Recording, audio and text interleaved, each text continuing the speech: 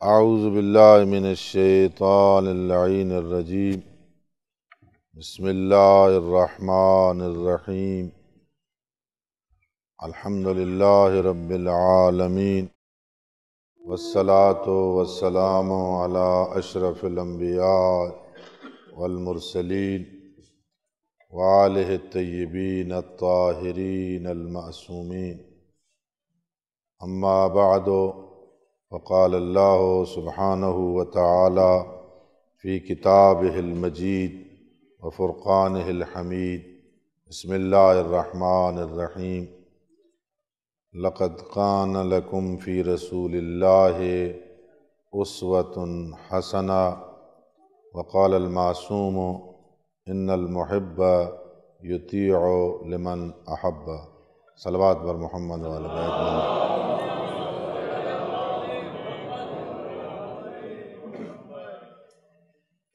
عنوان آپ سماعت فرما چکے ہیں۔ میں میزبان بھی ہوں اور کوشش کروں گا کہ خود کم وقت لوں اور میرے جو بزرگ ہیں اور مہمان ہیں وہ آپ ان سے زیادہ مستفید ہوں۔ اس موضوع کے حوالے سے جتنا وقت ہے میں گفتگو کروں گا۔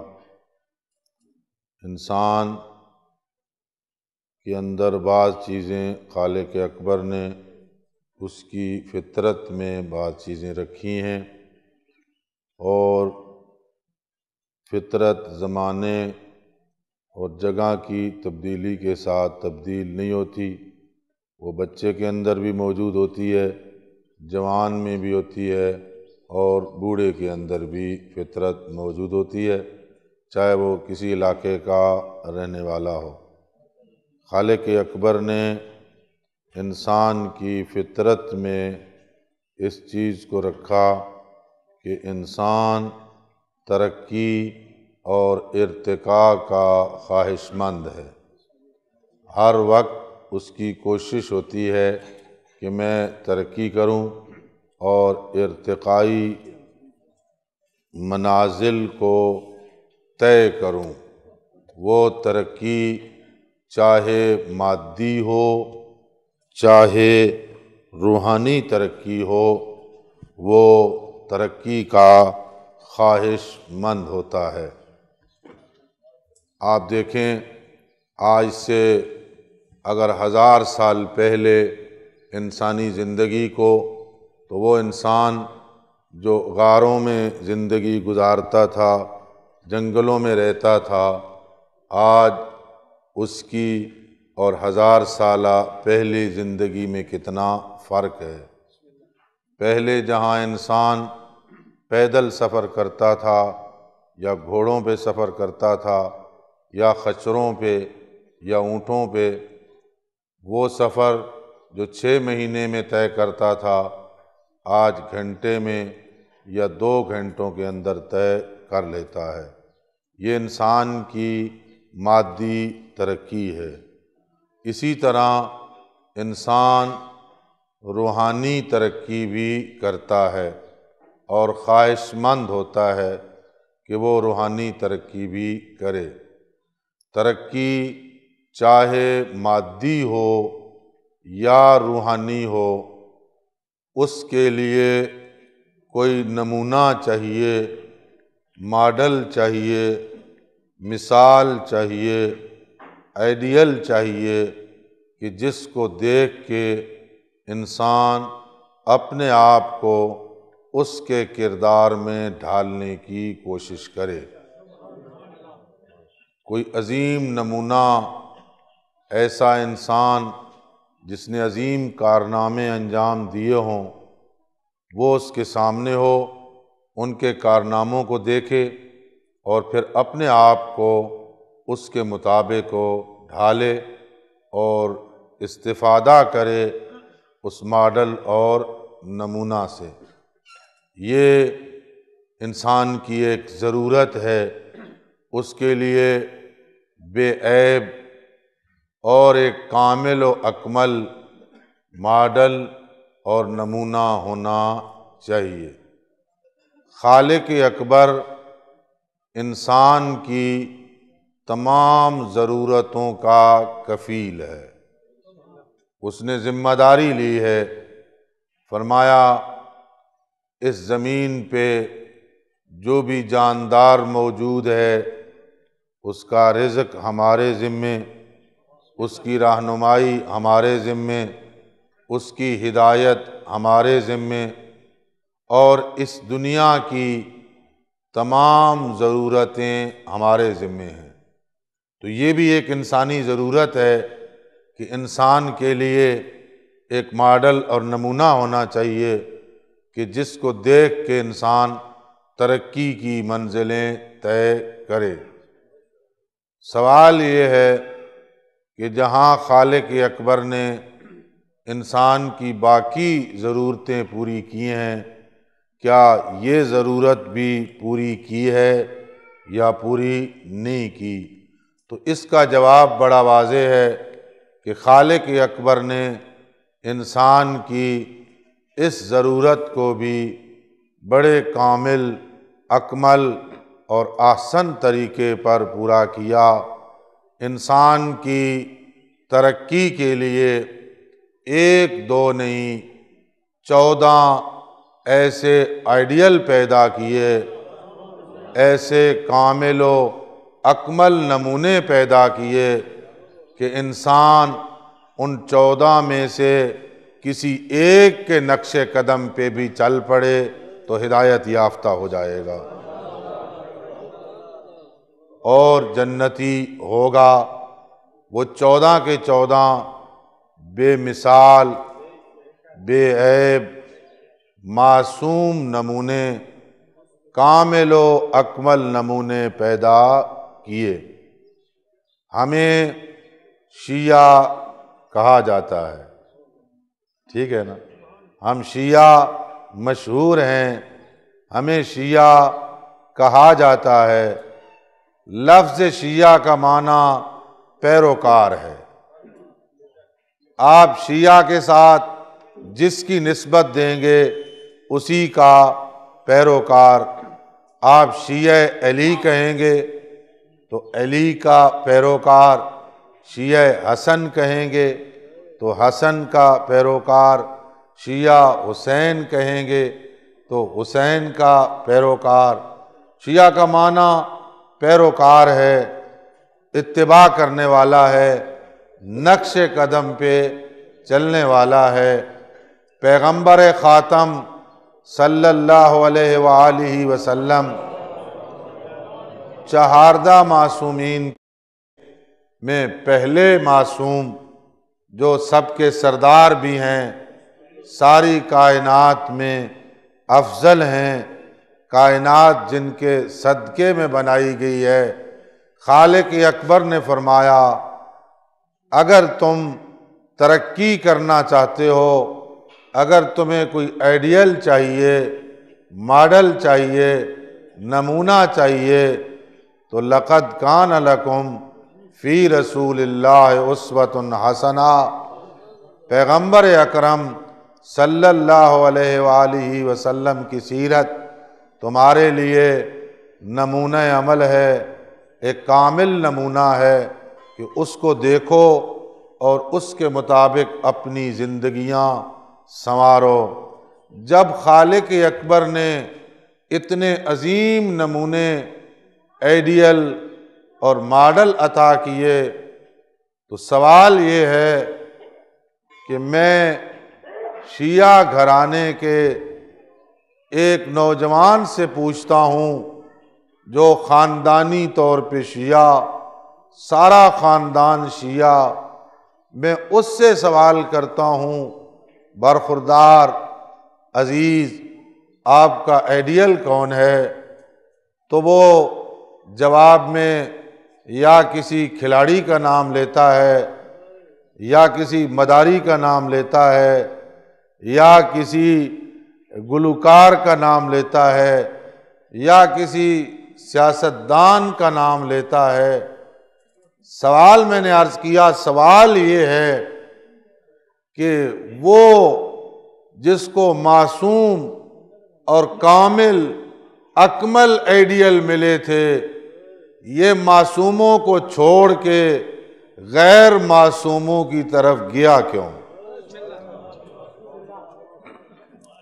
اس کو تو کہنا چاہیے تھا کہ پیغمبر خاتم صلی اللہ علیہ وآلہ وسلم میرے آئیڈیل ہیں، نمونہ ہیں، ماڈل ہیں، میں ان کے نقش قدم پہ چل رہا ہوں۔ یہ ان معصوم ہستیوں کو چھوڑ کے کرکٹ کے کھلاڑیوں کے پیچھے کیوں لگ گیا، گلوکاروں کے پیچھے کیوں لگ گیا، اداکاروں کو اس نے آئیڈیل کیوں بنایا، اور سیاستدانوں کو جو کردار کے حوالے سے بہت سارے شاید نہ ہوں، کچھ نہ ہوں، ان کے پیچھے کیوں لگ گیا؟ اس کا کون ذمہ دار ہے؟ اس کے ماں باپ ذمہ دار ہیں، ماحول ذمہ دار ہے، معاشرہ ذمہ دار ہے کہ 14 مقدس ہستیوں کو چھوڑ کے غیر معصوموں کے پیچھے لگ کیوں گیا؟ جو میں نے سمجھا ہے 2 قسم کے افراد اس کے ذمہ دار ہیں، ایک یہاں جہاں میں بیٹھا ہوں اس کرسی پہ آ کے بیٹھنے والا، اور ایک نیچے بیٹھ کے سننے والا، دونوں ذمہ دار ہیں۔ یہ بھی ذمہ دار ہے، وہ بھی ذمہ دار ہے۔ ہمارے مذہبی جتنے پروگرام ہوتے ہیں، چاہے وہ ائمہ اہل بیت کی ولادتوں کے ہوں یا ان کی شہادت کے پروگرام ہوں، ان میں بیان کرنے والے اور سننے والے کی نظر تقریباً ایک ہوتی ہے۔ بیان کرنے والے کی خواہش ہوتی ہے کہ وہ ایسی مجلس پڑھ کے جائیں جس کا دیر تک ذکر ہوتا رہے، بہت اچھی مجلس پڑھی ہے، اور وہی جو کہنے والا ہے بہت اچھی مجلس پڑھی ہے، باہر اگر کوئی اس سے پوچھ لے کہ وہ اچھی کیا تھی تو اس کو پتہ نہیں ہوگا، فقط اتنا پتہ ہوگا کہ بہت اچھی مجلس پڑھی ہے۔ اور سننے والے کی بھی خواہش یہی ہوتی ہے۔ اگر یہ ہماری محفلیں حاصل کرنے کے لیے ہوتی کہ ہم جا رہے ہیں مکتب اہل بیت میں، ہم جا رہے ہیں درسگاہ میں، ہم جا رہے ہیں سیکھنے کے مقام پہ، وہاں بیان کرنے والا ہمیں سکھائے گا اور ہم وہاں سے سیکھ کے آئیں گے، تو تبدیلی کے امکانات تھے۔ لیکن جب دونوں طرف سے یہ نیت نہیں ہوتی، نہ سننے والے کی یہ نیت ہوتی ہے، نہ بیان کرنے والے کی یہ نیت ہوتی ہے، تو ظاہر ہے وہ آئے اور سن کے چلے گئے، وہ فقط سننے کی حد تک ہوتا ہے۔ سیرت اور اسوہ حسنہ کا مفہوم یہ ہے کہ معصومین علیہ الصلاۃ والسلام کی سیرت کو، ان کے کردار کو ہم اپنے لیے آئینہ بنائیں، اپنے سامنے جس طرح آئینہ ہوتا ہے، آپ آئینے کے سامنے کھڑے ہوتے ہیں، آپ کو اپنے چہرے پہ جہاں کہیں کوئی داغ نظر آئے آپ فوراً اس کو صاف کرنے کی کوشش کرتے ہیں۔ آپ کا قمیض ٹھیک نہ ہو، فوراً اس کے بٹن ٹھیک کرتے ہیں، کیوں؟ آئینے میں آپ کو عیب نظر آ رہے ہیں۔ آپ کے بال ٹھیک نہ ہوں، آپ فوراً کنگھی کرتے ہیں۔ معصومین علیہ الصلاۃ والسلام کی سیرت سے جب آگاہی ہوگی اور ہم اس سیرت کا مطالعہ کریں گے، اس میں اپنے عیب کو دیکھیں گے کہ جو میرا آئیڈیل ہے، جو ماڈل ہے، جو ذات نمونہ ہے، اس کی عبادت تو اتنی عظیم تھی کہ مستحب بھی کبھی ترک نہیں ہوا تھا، میں تو واجب بھی چھوڑ جاتا ہوں، یہ تو عیب ہے میرے اندر۔ دیکھیں، اگر کسی انسان کو آپ نے پہچاننا ہے تو اس کے 3 اعضاء کے عمل کو آپ دیکھ لیں۔ ویسے تو انسانی اعضاء بہت سارے ہیں، آنکھ بھی ہے، کان بھی ہے، زبان بھی ہے، ہاتھ بھی ہیں، خود ناک بھی ہے، قدم بھی ہیں، لیکن پیغمبر خاتم صلی اللہ علیہ وآلہ وسلم نے انسانی سیرت اور کردار کو پہچاننے کے لیے کہ اگر آپ کسی کا کردار معلوم کرنا چاہتے ہیں، اس کا کردار کیسا ہے، اس کی سیرت کیسی ہے، یہ شخص کتنے کمال پہ فائز ہے، تو حضور نبی اکرم صلی اللہ علیہ وآلہ وسلم نے اس انسان کے خصوصاً 2 قسم کے اعضاء کے اعمال کی طرف متوجہ کیا۔ فرمایا المسلم من سلم المسلمون من لسانہ و یدہ، مسلمان وہ ہے جس کی زبان اور اس کے ہاتھ سے دوسرے مسلمان محفوظ ہوں۔ میں کہتا ہوں ہم اسی حدیث کو لے کے اپنی زبان اور اپنے ہاتھ کے اعمال کو درست کرنا شروع کر دیں تو ہم دیکھیں ہم کتنے ان کی سیرت پہ عمل پیرا ہوں گے۔ انسانی ہاتھ کے اعمال بھی دوسروں کو نقصان پہنچاتے ہیں، زبان بھی نقصان پہنچاتی ہے۔ ہاتھ سے آپ کسی کو زخمی کریں گے تو زخم مرہم لگانے سے مٹ جاتا ہے، ختم ہو جاتا ہے، لیکن جو زخم آپ زبان کے ذریعہ پہنچائیں گے وہ کبھی مٹتا نہیں ہے، اس کے لیے کبھی مرہم نہیں ہوتی۔ تلوار، تیر اور نیزے کے زخم تو مٹ جاتے ہیں لیکن زبان کے زخم نہیں مٹتے۔ حضرت امیر المومنین علی ابن ابی طالب صلوات اللہ وسلامہ علیہ نے بھی فرمایا کہ اگر کسی انسان کو دیکھنا چاہو کہ اس انسان کی اخلاقی حالت کیا ہے، علمی حالت کیا ہے، علمی مقام کتنا ہے، تو وہ زبان سے پتہ چل جائے گا۔ الانسان مخبوء تحت لسانہ، انسان اپنی زبان کے نیچے چھپا ہوا ہے۔ اتنا بڑا انسان اتنے چھوٹے عضو کے نیچے چھپا ہوا ہے، وہ جب بات کرے گا فوراً آپ پہچان جائیں گے کہ یہ پڑھا لکھا ہے یا علم سے عاری ہے، یہ با اخلاق ہے یا بد اخلاق ہے۔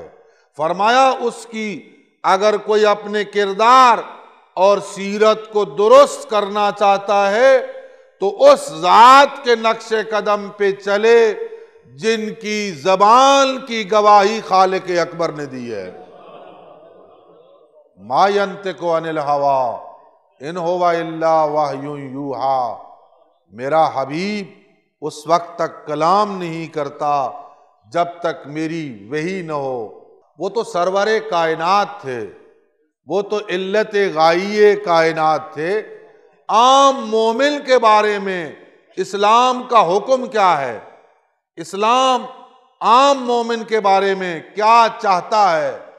اسلام نے جو دستور دیا ہے عام مومن کے لیے، فرمایا تیری گفتگو 2 چیزوں کے اندر محدود رہنی چاہیے، یا واجب کے دائرے میں یا سنت کے دائرے میں، یا مستحب اور یا واجب۔ اگر واجب ہوگی تو بھی اطاعت پروردگار، سنت کے دائرے میں ہوگی تو بھی اطاعت پروردگار۔ اب اگر کوئی شخص اپنی زبان پہ اتنا کنٹرول کرے کہ وہ زبان سے جو لفظ نکلے یا تو وہ ہوں کہ جن کا بولنا واجب ہے یا وہ ہوں کہ جن کا بولنا سنت ہے، تو کیا وہ پیغمبر اکرم کا صحیح شیعہ ہوگا یا نہیں ہوگا؟ وہ جن کے زبان سے نکلے ہوئے مقدس کلمات کی خود خالق ضمانت دے رہا ہے کہ ما ینطق عن الہوی ان ہوا الا وحی یوحی۔ اس نبی کے امتی، اس کے ماننے والے، اس نبی کے پیروکار کی زبان کیسی ہونی چاہیے؟ حضرت امیر المومنین علی ابن ابی طالب صلوات اللہ وسلامہ علیہ فرماتے ہیں، دو قسم کے بندے جہنم میں جائیں گے ہمیشہ، دو قسم کے، ایک وہ جو کسی مومن کا قاتل ہو، کسی مومن کا قاتل ہے، فرمایا من قتل مومنا متعمدا فجزاؤہ جہنم خالدا فیہا۔ ایک وہ جو کسی مومن کا قاتل ہے، دوسرا وہ جس کی ایک زبان نہیں ہے، دو زبانیں ہیں، دو زبانیں، جس کی زبان دو دھاری تلوار کا کام کرتی ہے، ادھر چلی تو یوں کاٹتی گئی، ادھر چلی تو یوں کاٹتی گئی، ادھر بھی کاٹ رہی ہے، ادھر بھی کاٹ رہی ہے، ادھر گئے انہیں کچھ اور کہا، اس طرف گئے انہیں کچھ اور کہا، اور پھر شیطانوں کی محفل میں بیٹھ کے بڑے فخریہ انداز میں کہا کہ ہم نے دو بھائیوں کو لڑا دیا۔ یہ بڑے کمال سے اس کا اپنا کمال سمجھا کہ یہ ہمارا بڑا کمال ہے۔ معصوم فرماتے ہیں یہ بندہ وہ ہے، یہ جتنے اعمال کرے قیامت کے دن اس کی توبہ قبول نہیں ہوگی۔ اس کی ایک ہی صورت ہے، جتنوں کو لڑایا ان کو راضی کرے، اس کی وجہ سے جہاں جہاں فساد پھیلا اس فساد کو ختم کرے، جس کو نقصان پہنچایا اس سے معافی مانگے۔ ہاں بندے معاف کر دیں گے تو امکان ہے کہ خدا کی ذات بھی اس کو معاف کر دے، اور اگر اسی حالت میں مر گیا تو فرمایا اس بندے کی بخشش نہیں ہوگی۔ اگر آپ چاہتے ہیں کہ معصومین علیہ الصلوۃ والسلام کے اسوہ حسنہ پہ چلیں تو سب سے پہلے اپنی زبان پہ کنٹرول کریں۔ اس زبان پہ کنٹرول ہونا چاہیے، اس زبان سے آیات قرآنیہ نکلنے چاہیے، اس زبان سے احادیث معصومین نکلنے چاہیے، اس زبان سے لوگوں کو فائدہ ہونا چاہیے، لوگوں کو نقصان نہیں ہونا چاہیے، اس زبان سے فائدہ پہنچے نقصان نہ پہنچے۔ دوسرا عضو ہاتھ ہے، فرمایا جس کے ہاتھ سے دوسرے مسلمانوں کو نقصان پہنچے، دوسرے لوگوں کو نقصان پہنچے، فرمایا وہ میرا مسلمان نہیں ہے۔ مسلمان نہیں ہے تو پھر شیعہ کہاں ہے؟ ہمارے اس ہاتھ سے ہم دیکھیں، خود اپنا محاسبہ کریں۔ ان نشستوں میں ضروری ہے کہ ہم اپنا محاسبہ کریں کہ صبح سے لے کر شام تک دن کے 24 گھنٹوں میں میرے ہاتھ نے کیا کیا کام کیے ہیں، کیا کیا کام کیے۔ ان ہاتھوں سے میں نے سجدہ کیا یا نہ کیا، وضو کیا یا نہ کیا، تکبیرۃ الاحرام کہی یا نہ کہی، کلام مجید کو اٹھایا یا نہ اٹھایا، حدیث کی کتاب کو اٹھایا یا نہ اٹھایا۔ ان ہاتھوں سے میں نے مستضعفین کی، محرومین کی، بے سہارا لوگوں کے ساتھ تعاون کیا یا نہ کیا۔ ان ہاتھوں سے میں نے کسی مومن کے ساتھ تعاون کیا یا نہ کیا۔ یہ سارا دن میرے ہاتھ کیا کرتے رہے؟ کہیں میں نے ظلم تو نہیں کیا، کہیں میں نے تجاوز تو نہیں کیا۔ ان ہاتھوں سے غیر کا مال استعمال تو نہیں کیا۔ وہ خود اپنا محاسبہ کرے، ایک ایک عضو کا محاسبہ کرے۔ فرمایا اگر تیرے ہاتھ کا عمل درست ہو جائے گا تو پھر تو ہمارا مسلمان بھی ہوگا، ہمارا شیعہ بھی ہوگا، اور ہماری سیرت پہ چلنے والا بھی ہوگا۔ اور آپ یہ نہ سمجھیں کہ ہاتھوں کے اعمال کے بارے میں باز پرس نہیں ہوگی۔ حضرت امام موسیٰ کاظم علیہ الصلوۃ والسلام کا زمانہ ہے، امام موسیٰ کاظم علیہ الصلوۃ والسلام کا زمانہ ہے۔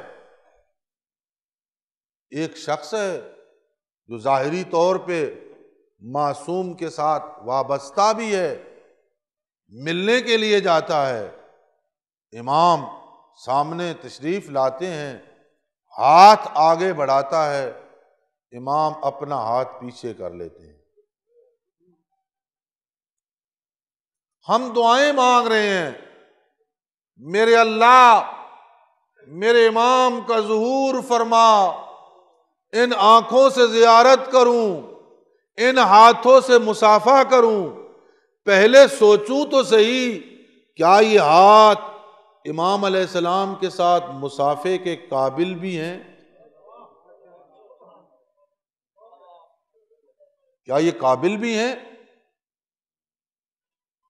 امام علیہ السلام کے سامنے ہاتھ کرتا ہے، امام علیہ السلام ہاتھ پیچھے کر لیتے ہیں، کھڑا ہو جاتے ہیں، مولا میں نے کوئی گستاخی کی، مجھ سے کوئی غلطی ہو گئی؟